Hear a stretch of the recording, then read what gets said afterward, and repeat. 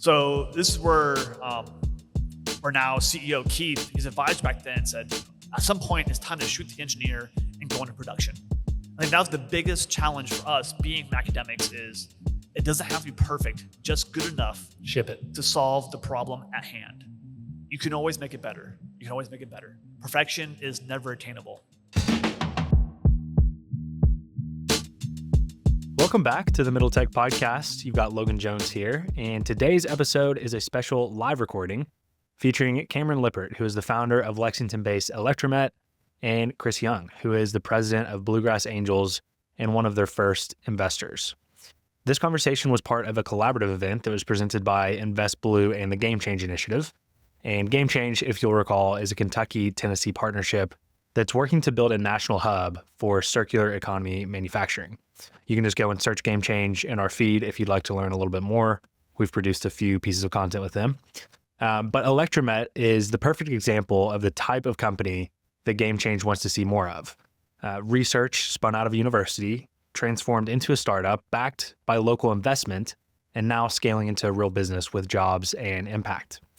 ElectraMet's technology removes metals and oxidants from wastewater, which turns costly industrial waste streams into valuable resources and also helps those businesses treat their wastewater.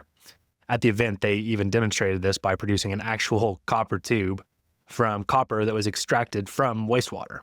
So their customers span industries like semiconductors, mining, battery recycling, and defense, all served right here in Lexington, Kentucky. In this discussion, you'll hear how ElectraMet emerged from university research, how early investors and mentors helped shape the company, and how they found product market fit in some of the most important industries of the future. For Game Change, it's a blueprint for the type of innovation pipeline this region can build, from lab to market to scale. So a special thanks to our friend Eric Hartman and the entire InvestBlue team and Game Change Initiative team for organizing the event and supporting the work that makes stories like this possible. Before we dive into the episode, a quick word from our sponsors. Before we highlight our sponsors, we'd just like to state that the views and content shared on this platform do not necessarily reflect those of our show sponsors. That being said, Middle Tech is supported by KY Innovation, the Kentucky Cabinet for Economic Development's Office of Entrepreneurship. KY Innovation exists to support and develop Kentucky's startup ecosystem, and we are proud to be supported by an organization whose mission aligns so closely with ours. If you are a founder building in Kentucky, you need to check out the resources that KY Innovation has to offer. You can find more information by clicking the link in our show notes or going to kyinnovation.com. All right, Cameron, Chris, thank you guys so much for making the time to do this. We're in this awesome facility that is, partially you're doing here, Cameron, and we're really excited to hear the story of how this came to be. And as Eric said, just to start with the why of why we're here, this is a successful startup that has kind of gone through the cycle that we want to try and recreate. We want to make a model for this with Game Change. And so we really want to dive into that story and pull out what went right. What do we need to replicate to make sure that this can continue to happen in our ecosystem? And I'm just really excited to dive into this conversation. We've already kind of talked about what we wanted to pull out, and I can promise you there's some really great nuggets that are going to come out of this conversation. But when we think about what has happened here, this is a concept, this is an idea that came from university research. It then got into the startup phase, went through the trials of commercialization, finding product market fit, getting funded, and now being a company that is scaling up and making real revenue. And that's just a very exciting thing. So as we kick things off here, I would just like for you guys to do a quick introduction. Cameron, we'll start with you as the co-founder, chief innovation officer. Just give us an introduction, and then we'll go over to Chris here. Great. Yeah, no, so thanks everyone for being here. It's really great to be able to give back to this community and really share the success we've had, in part because of all the support and help we've achieved or got from this community. So I'm Cameron. I'm the co-founder and chief innovation officer here at ElectraMet. My background's in chemistry, got my PhD in chemistry from Georgia Tech, but there's where I got the bug for entrepreneurship. Started my first company, it was really exciting. It crashed and burned really hard, and I learned a lot of what not to do. So when I came here in 2012, got real involved in that startup community and kind of started to go through those lessons, right? So it's while doing research at UK, critical thinking, being involved in entrepreneurship, and all those came together to bring us here today. Love it. Awesome. All right, Chris, give us your background. So I'm Chris Young. I'm a Lexington native. Lived in San Francisco for about 6 years after graduation. Worked with startups out there. So I got the bug as a founder. When I came back here, being a founder is tough, right? You're very serialized. You don't get too many shots on goal. So got involved with the Bluegrass Angels in 2009. Saw this opportunity in 2013. And I spend, a big portion of my professional life on startups in Kentucky. We at Bluegrass Angels have a focus on Kentucky only. So we only invest in Kentucky-based companies, right? Which some would say that's too limiting. But, we look at it, somewhat from an economic development standpoint, but also there are very good opportunities here in Kentucky. I think you just have to sift through them a little bit. PowerTech, which was what the company was called back then, turned into ElectraMet now. Was clearly one of them, although we've had our long trials and tribulations to get here. Love it. Well, let's go back and start with the origin. We eventually want to talk through kind of what we're seeing behind us here. We got all this really important and complicated looking equipment behind us. So let's just start with the university research origins here. So just tell us how this started within the research part of UK. Yeah, so my co-founder James and I shared office space at UK. We were working around a lot of clean coal, carbon capture research. I had my lab, my group, but James was focused around electrochemical devices, applied research on specifically carbon electrodes and how to make them last a really long time. So when we started, his research was on desalination, how to remove salts from water using electricity. And that's very far from what we do today, but is getting these two minds together, my bug of entrepreneurship, just slowly seeding the pieces together. And it all spun out from a 5 across pitch. So I was in that community. I'd been in some of these pitches. One day I signed him up for a pitch, and he was like, well, what do I have to do? You have 5 minutes to pitch your research as a business. Well, when is it? Tomorrow. So he flipped out. He's an introvert, doesn't like being in crowds, but he did it, and that was sort of that first catalyst of many that got us here.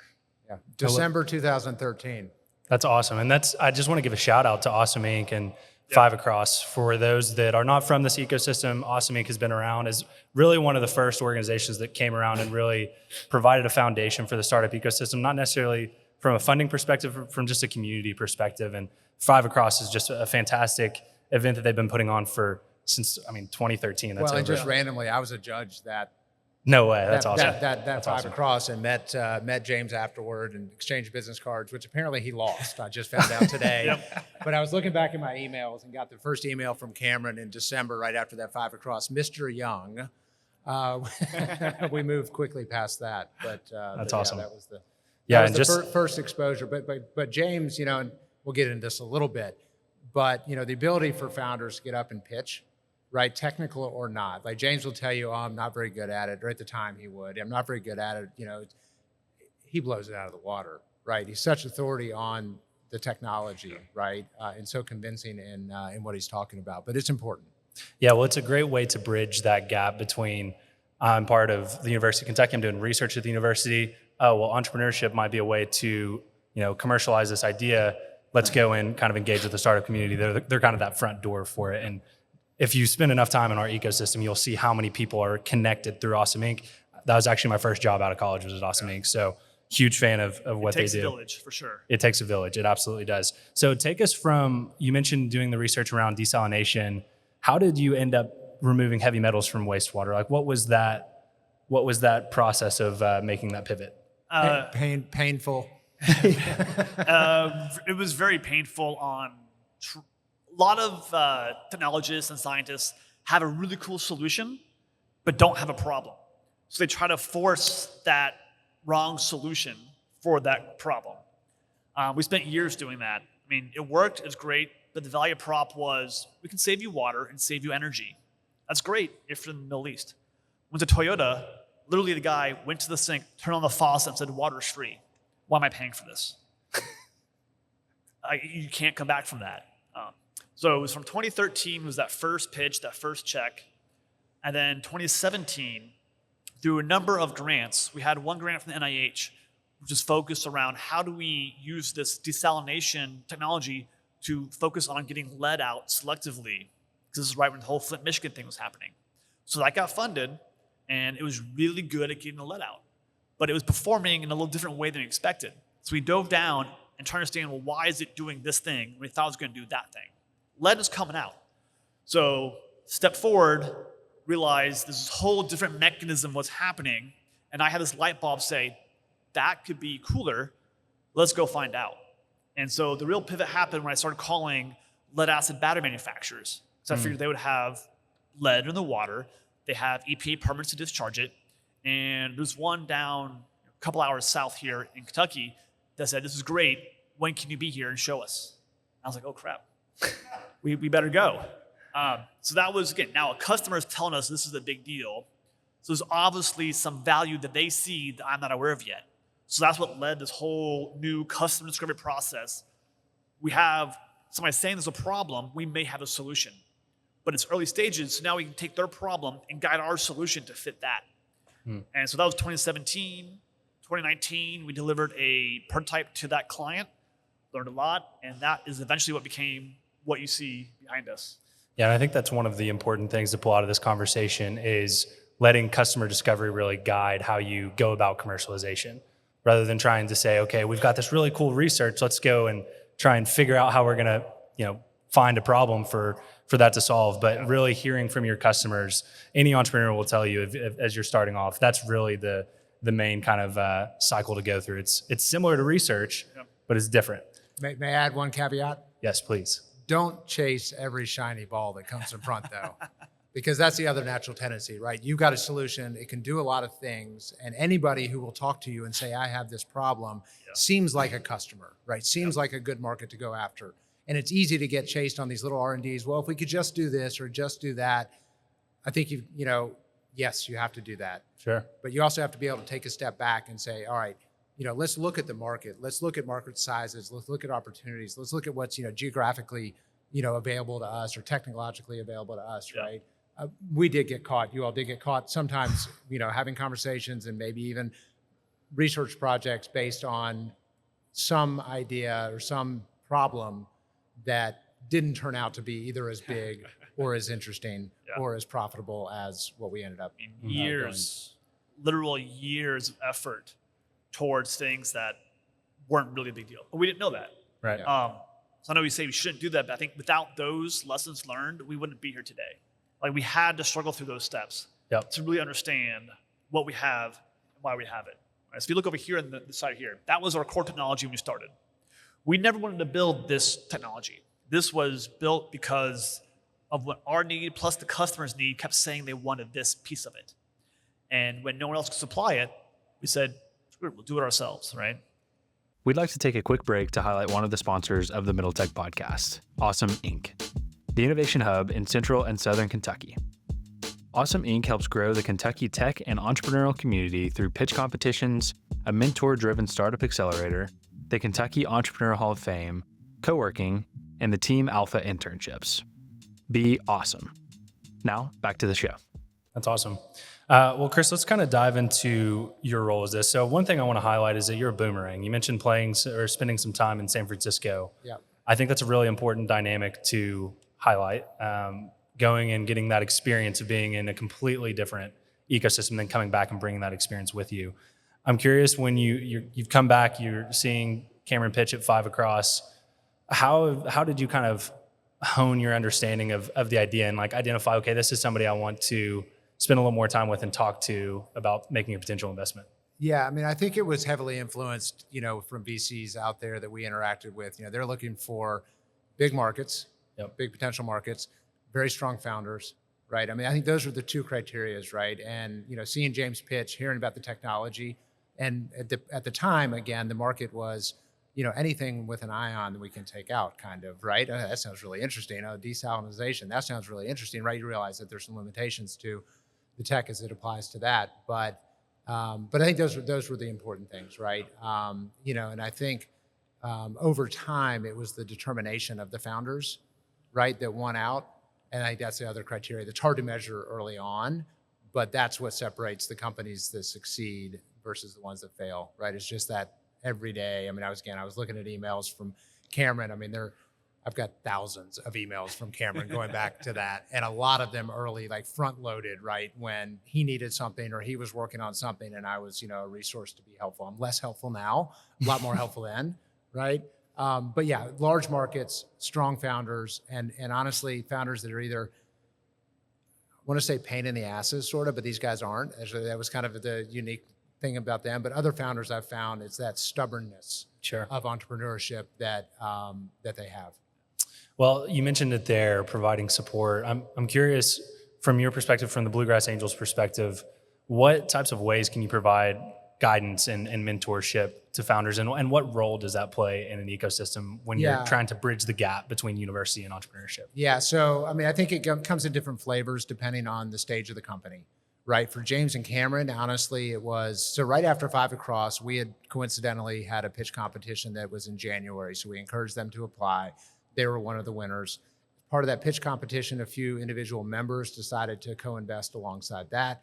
That kind of started the ball rolling. And I think, James and Cameron were smart enough to say, hey, why don't we get some advice? And we're free to give advice. So we started holding, I don't know, at least quarterly meetings over at Aztec for years, just trying to unwind the ball and figure out like where the opportunities were. Everyone was still learning. They brought in some other advisors from some other ecosystems, clean tech and some others that were helpful and a little bit more industry specific knowledge.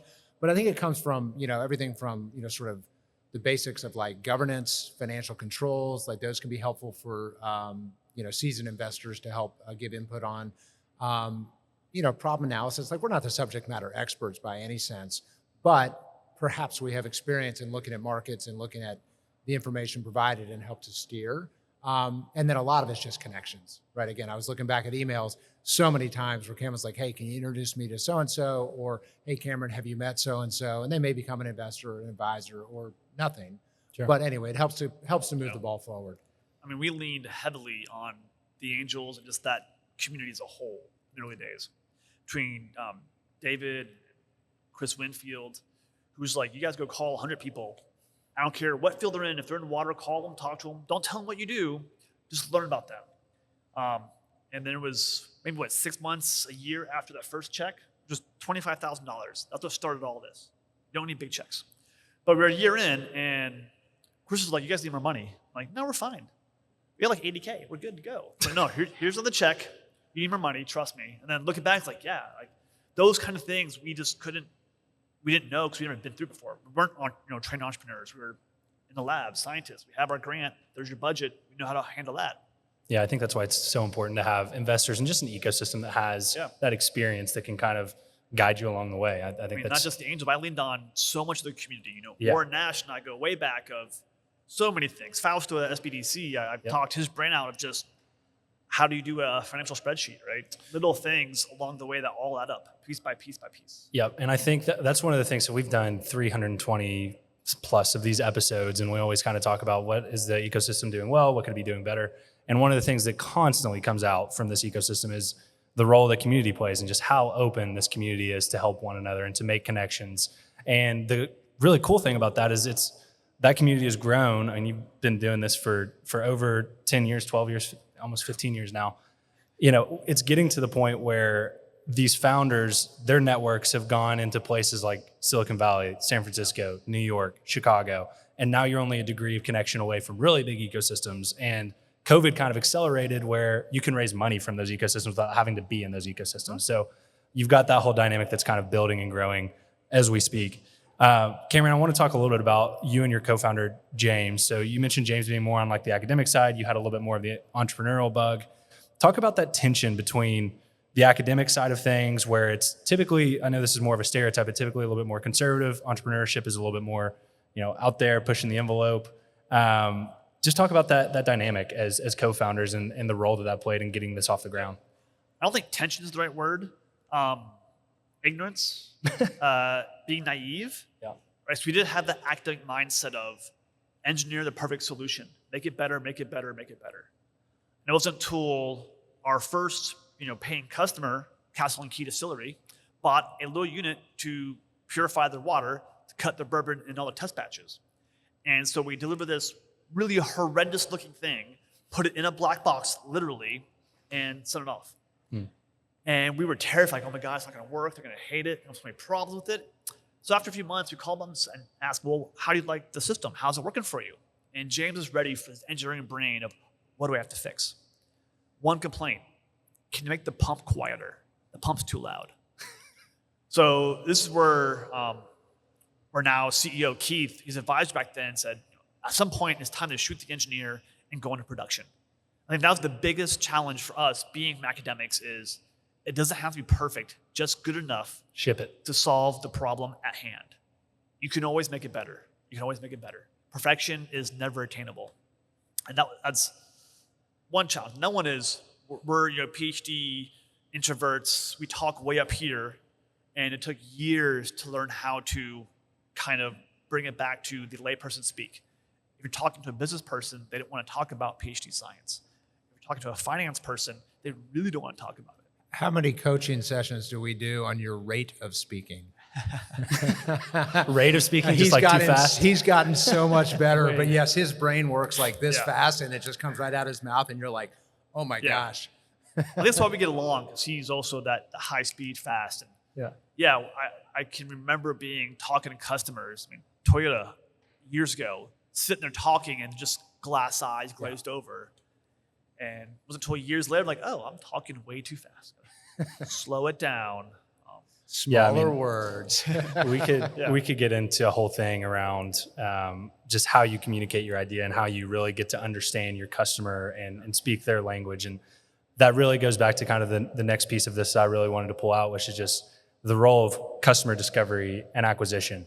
Sales is everything. Academics are probably not going to be the ones that want to get into sales because it sucks. Having to pick up the phone and cold call people, or having to, you just have to get scrappy with it. You just have to get scrappy with it. But it is literally the most important function of a startup. You have to go and figure out how to bring revenue into your business. And you told some stories when we were on the phone of like, I was going down and driving hours to meet with people, and I was hammering cold calls, and I was connecting on LinkedIn. Talk about some of your learnings from that experience and things that it taught you from doing that. I think luckily, at least in our space environment, LinkedIn's very powerful. So many people who are probably way out of your league will respond to you on LinkedIn and be friendly with you. Call on the phone, not my forte. Done it a couple times. People are like, do you want this? Like, no. Okay, thanks, bye. Right? That kind of grit of don't take no for an answer, not in the elite academic world of the sales. It's just hard. But you, as a founder doing founder-led sales, go on the next one. You keep going. You keep chugging along. That grit you're talking about, I'd call back to being naive and ignorant of just not knowing how hard it actually is. Being like, you know what? I can do this. It's easy, right? Obviously. If I would have known then what I know now, might not be here. Right. But it's, at some point, you're not even thinking about how hard it is. You're just so tunnel visioned of, I have to do this. If this doesn't happen, the next thing doesn't happen. Yeah. I can't even tell you what happened. It's almost like a black box now. Just like, you just did it. Well, that's one of the things that whenever I'm asked, like, oh, what does the ecosystem need? How can we support founders? It really comes back to help us connect with customers. If you can get us in touch with somebody that will at least give us feedback, that understands the market that we're going after, that understands the need and the problem that we're solving. If you can help connect startups with potential customers, there's really nothing much more that you can do that benefits a startup more than helping them get a foot in the door with especially with in larger industry customers. So there's three things every startup needs. You need talent, so people. You need money and customers. And so everything can be tied down to one of those three things. And the local community here has been great in every single one of those. Mm. Well, and if you think about the Castle and Key deal, however small it was and however early it was, Wes Murray, who was one of the owners of Castle and Key at the time, was one of the original angel investors that came along in that first round. Mm. Hence the connection to Castle and Key. Hey, we got water. You can go do something with it, right? So you kind of never know. I love that. Well, that sounds like a major inflection point in the business. Let's kind of talk through some of these other inflection points that really were, big milestones along the way of building ElectraMet. You mentioned talent there. You specifically called out one person we were talking, which is Keith Jacobs, and just kind of what it meant for the credibility and operations of the business. So talk about the importance of that hire. Yeah, so first, who's an investor and advisor?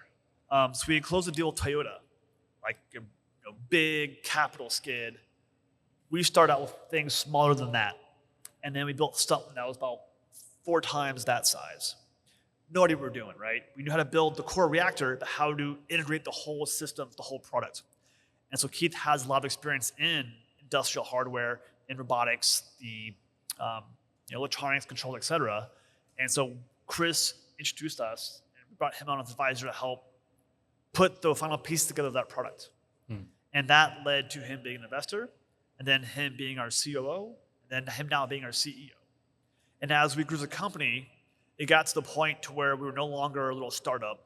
We were going into production, being a real business, and having the maturity of an executive who's done the operations, having somebody who has had these negotiations with big companies before, who can be that face, is critical, right? Being a young, exciting, energetic entrepreneur can only go so far. At some point, you need to have the experience and the discipline to do that sort of cogs in the machine type of operations. Yeah. I think especially as you're integrating into, production facilities, right? I think it's, it's different, I think, if you're a software and you're putting it out on the cloud. You can be, as they say, a dog behind a keyboard, right? Nobody much cares how old you are or, whether you actually have experience there. But when you're going to integrate something into a production line, right, you sure as well should understand how the production line works, right? And how best to do that and the control systems and everything else. So Keith certainly brought a wealth of knowledge in that area that was much needed. Again, first as an advisor, then increasingly serious roles. Yeah. Just to add on to that, when we're going into semiconductor facilities, think of people like Intel, Samsung, all these multi-billion-dollar facilities. Yeah, we do their wastewater, but if we fail, they can't make their chips. So having somebody who can understand all those details to make sure that you don't fail, because you only get one, then you're out. Yeah, that's hard tech, right? That's something that I really want to see our ecosystem lean into. We just have a strategic advantage in the region that we're in, between manufacturing and energy production. Hard tech is something that we kind of already have that foundation to really dive into, and that's why I'm so excited that Game Change is going after trying to tackle the circular supply chain kind of ecosystem. I would just love for that to be another resource that our startups can kind of take advantage of. The next kind of thing I wanted to touch on in terms of inflection points is IP and how that worked with the university and commercialization. So just learnings from that. What was your experience like with that? Feedback that you would have to the university system as a founder that's gone through that? Anything that your mind kind of goes to there? I don't think I've ever heard of anybody who's an academic licensed IP from a university having a good experience. And we did it. I think we were in a unique case because the VPR was an open spot. There's no one in complete control. So we had numerous people trying to step in and take control. And all 3 of them had different opinions on what to do. And the general consensus of them was big money up front, or we can go license this to a big, GE type company. It just wasn't going to happen, right? It was not even a product, it was an idea. Yeah. And so we were like, no one's going to do that. And it was a good year of negotiating back and forth until really we were about to die because we couldn't get the IP out. Oh, wow. And then Chris had to step in and be like, look, this is a situation, right? You have to do this, let them go, or it's going to be dead. It was it was complicated, and I understand better now why, right? But at the time, we're trying to get this company going, right? And they're needing, the IP license so that they can actually commercialize it, right? From the university's perspective, they're looking at, well, again, should we take $500,000 from a company like GE, or should we basically make a bet on a startup that's, 2 guys and a little bit of funding and an SBIR grant? Like, I kind of get the tension there now. Sure. Maybe I was naive at the time, but it did. It took, David and I going over to meet with them, and I don't want to say bully, but at least try to bully to get it done. But from then on, again, the IP they've developed has been their own. But it worked out, right? I think everyone's going to win in the end. But I think I better understand the tension. Yeah. And we have new leadership now with Ian and his team, and so I'm sure it's much better now. Now, this is all pre-Ian days. Yeah. Since Ian took over, we've done a lot of back and forth. He's been great working with us to make sure that if we win, he wins. So even though the most IP you see back here is not part of the core UK IP, we've worked out deals to where now, if we win even with this non-UK IP, UKRF is still going to have a big win too. Yeah. And that's the way it should be, right? Yeah. But it is, I understand the tension. Yeah. Well, yeah, just to reinforce that, shout out to Ian. He's somebody that has been engaging with the startup ecosystem since he got in that role. I've known him for a long time. Again, it's not an isolated Very much hassle. so. Every university has this challenge. Yeah, for sure. For sure. Well, let's talk a little bit about kind of the geography of where we are in the state of Kentucky. You know, we've got major highway systems that run through here. Like I mentioned, we got kind of a foundation of manufacturing in this area. How does it play as an advantage for us, and kind of how can we just kind of make more of an understanding for startups that want to start here and be part of this game change ecosystem, that our geography is an advantage to us? I think for us, being in manufacturing, we can hit about 80% of the entire industrial manufacturing customer base within a 6-hour drive. When you're early on, have no money for flights, that's critical. We can get in a car and drive to really any customer or potential customer you see. Mm-hmm. We did that. We drove. James loves driving, so he's always one driving around places. Again, we didn't have the money to go on flights. We couldn't fly to California, fly to Europe. So having that easy access to go talk to these people, learn from them, be on site is an advantage that we could do that most big companies won't do, right? They might do once a year visit these clients. We're there every week, every other week.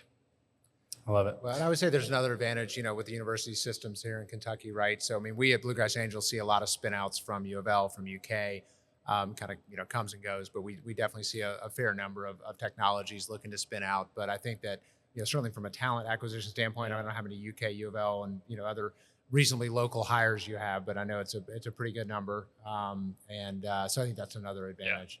Yeah. Now, it started out as all transplants, but over the past probably couple of years, between UK, BCTC has been a hot spot, right? Most people you see back here that work in this area, great talent there. Well, it's just an important role for our ecosystem to have somebody that can employ local talent. Yeah. Like I mentioned that I kind of made the deliberate choice to stay. I kind of had to create my own opportunities in a lot of ways, finding work at startups and stuff. Or even just so one of our engineers, Alan, his wife got a job at UK. So he came here and he's looking for a job. So it's not just people directly from those sources, but again, the hub. People coming for different reasons. There's a lot to pull from if you know how to look for it. Absolutely. Well, as we kind of wrap up here, I just want to kind of distill what we've talked about into takeaways that anybody here that's wanting to understand how can we make Game Change successful? How can we replicate this ElectraMet story? What would you guys, I'm curious for both your answers here, what would be like the top few things that you would want to make sure somebody listening to this episode or listening here today takes away from this story? To quote Nike, just do it. Being ignorant and naive can be a very powerful tool. It doesn't take, you don't need to go raise millions. It's 25,000. Just go do it, find that milestone. Learn, do it. Love it. Yeah, I would echo that. I mean, I think being milestone driven is hugely important, right? Get a bit of money. Again, if you're grant funded, great. Use that money. Figure out what the next milestone is to get additional investor interest, to get additional customer interest, whatever that may be. I do want to give a shout out to James and Cameron on this topic, because bringing Keith on board was not easy, right? We didn't have the cash to pay him what he was worth. And so these two founders generously gave up a bunch of their equity to bring Keith on board, right? So they saw the bigger vision and the time and the stage of the company, where attaching somebody like Keith was hugely positive and hugely beneficial. I think too many founders get stuck on how much do I own?